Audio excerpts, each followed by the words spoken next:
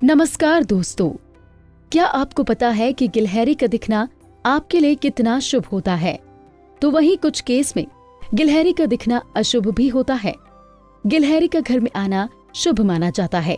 कहा जाता है कि जब गिलहरी घर में इधर उधर फुदकते हैं तो इसका मतलब सौभाग्य से होता है। अगर आपके घर में अभी तक बच्चे की किलकारियां नहीं गूंजी हैं और गिलहरी आपके आंगन में आई है तो ये आपको जल्द ही खुशखबरी का संकेत देती है। तो वहीं अगर घर में गिलहरी या चिड़िया अपना घोंसला बना ले तो समझना चाहिए कि उस घर में सुख और शांति के साथ ही धन की कोई कमी नहीं होगी। घर में चिड़िया का घोंसला बनाना शुभ शगुन माना जाता है। जिन घरों में चिड़िया का घोंसला होता है वहां सभी देवी देवताओं की कृपा बनी रहती है। इसी प्रकार ये भी कहा जाता है कि गिलहरी अगर किसी के पैरों को छूकर भाग जाए और फिर दोबारा दिखाई ना दे तो ये बुरी संकेत माना जाता है। इसका सीधा मतलब होता है कि जीवन में कोई कठिन समय आने वाला है। तो चलिए अब आपको गिलहरी और भगवान राम से जुड़ा एक मजेदार प्रसंग बताते हैं।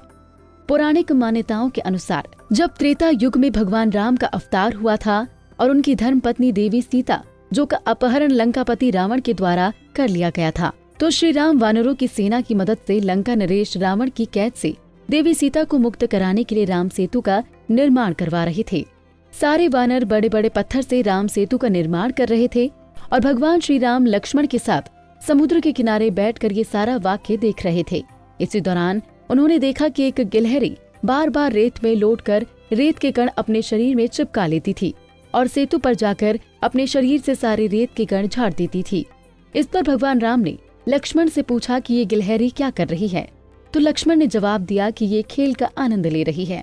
इस पर श्री राम मुस्कुराए और उस गिलहरी को बुलाकर पूछा कि ये तुम क्या कर रही हो।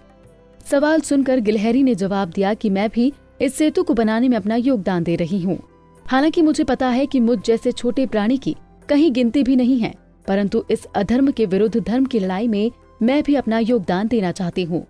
गिलहरी की इन बातों से प्रभावित होकर श्री राम ने प्रेम पूर्वक उसकी पीठ पर हाथ फेरना आरंभ कर दिया, जिसके परिणाम स्वरूप गिलहरी की पीठ पर भगवान राम की उंगली के निशान पड़ गए और आज भी गिलहरी की पीठ पर 2 धारियां होती हैं।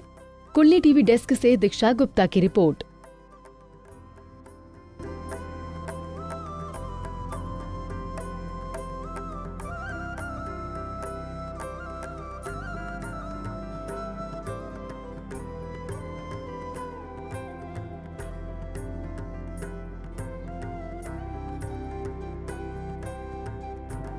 इसी तरह की और भी जानकारी लेने के लिए हमारे चैनल को सब्सक्राइब करें और नई वीडियो की नोटिफिकेशन के लिए बेल आइकॉन दबाएं। अगर आप ये वीडियो फेसबुक पर देख रहे हैं तो वीडियो को लाइक और शेयर करें।